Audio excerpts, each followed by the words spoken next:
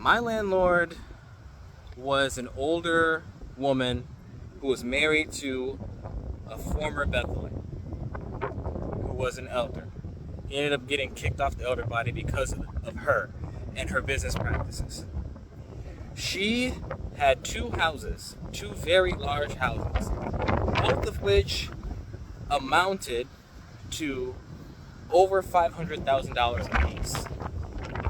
And she rented out rooms in those houses.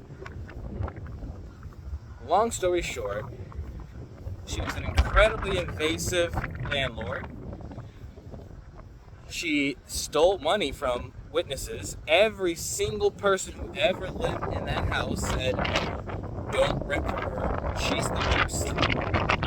She's been in front of elders with other people, because witnesses, they don't like to take each other to court. And when I finally got done with her, I said, I don't care what that rule is. I'm taking your ass to court. To this day, she owes me $2,000 because she refused to give me back my security deposit for no reason. I already talked to the elders about her, and every single person that ever rented from her lost money. It's not a very characteristic thing of a loving organization to have landlords who have money, because if you live in Orange County, you got to have some good income. And you have the money because you're taking advantage of other witnesses. Now, don't get me wrong, there's plenty for me to start questioning the organization at this point, but that was not one of them.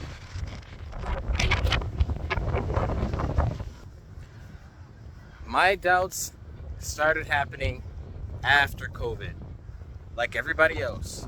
It was after 2020, and Let comes up on the broadcast with his first JW update. And what does he say? It's the final part of the final part of the last hours of the last second of the last nanosecond of the last days. And here I am on lockdown, in quarantine, like everybody else, thinking this is finally it. The Great Tribulation is about to start. Here we go. So I hunkered down. I took my assignment then to be, all right, well, Bethel's locked down. No one can commute anyway. At this point, I'm not a regular commuter. And I'm just waiting for Bethel to reopen and or the end to come. And many of us who had moved down to that area, because there was droves of us moving down to that area at that time, trying to figure out what it was that Jehovah wanted us to do there. What was our purpose there? What did he need from us? And our answer had been, we need you to help the local congregations, because Bethel will shut down and have no elder support from their regular Bethelite elders, and get them through COVID and what it looks like the beginning of the Great Tribulation. So that's what I did. I actually bought a lot more bug out gear, and when shit hits the fan gear, I was watching tons of survival videos. I was trying to create scenarios in which I could help the congregation as much as possible during this time, because I was one of just a couple of elders in the congregation who were local.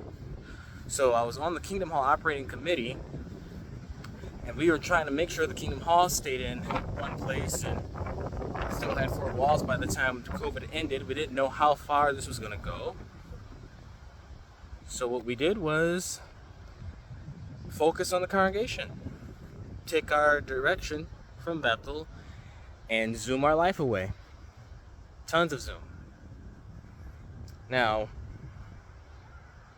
after Zoom had happened, and all this direction coming from the branch that we were going to do this and we're going to do that, and every 30 minutes getting a new letter from the governing body that we had to read in our elder email, and then update the congregations, and then see if everybody was on board and safe, and constantly having meeting after meeting after meeting, and doing the footwork of being one of just a couple of elders in the local branch area, I had to make a decision as to when enough was going to be enough. And I knew that being in foreign language was something that I wanted to continue to do, but it had taken its toll at that point. In my mind, I just kept going because I thought, I'll just keep pushing. The end is here, and pretty soon we're gonna be in the Great Tribulation bunker. So let's just do it. Put it all out on the table. Here we go. And what happened was, we went back to congregation meetings in person. The end did not come, and I was kind of floored. We just got 1975 again, and I couldn't bring myself to go back to a normal routine of meetings and field service, and then couple that with secular work, because I'm trying to be a commuter at this point. None of it was making sense, and the doubts were mounting up, and I was also exhausted. And it wasn't burnout that made me leave. I have been burned out many times by that organization.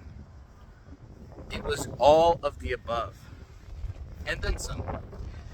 Here are some of the other kickers. I ended up, to save my spirituality at the time, going to an easier congregation. So I left Russian, which I thought I'd never do, and I moved to a Spanish congregation. Better parties, better social life, easier assignments, more help on the elder body, all of that. I moved to that congregation.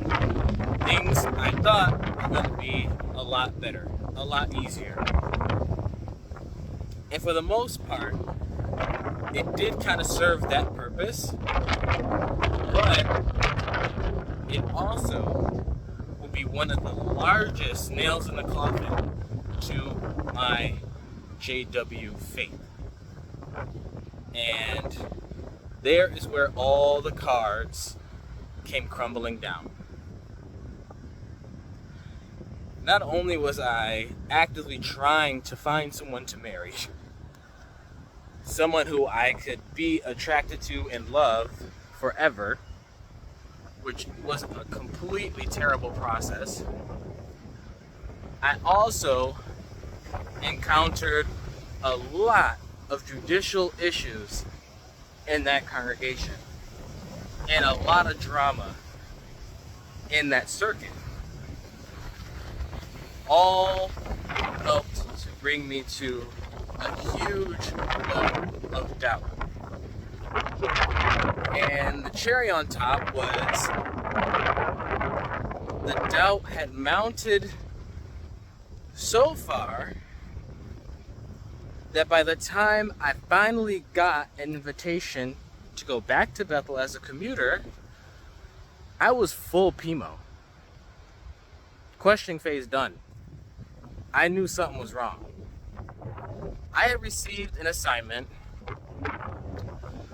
from the branch to serve as the assistant overseer to the audiovisual department for the convention series that year. When you get that assignment, you have to go through all the media for the entire convention series.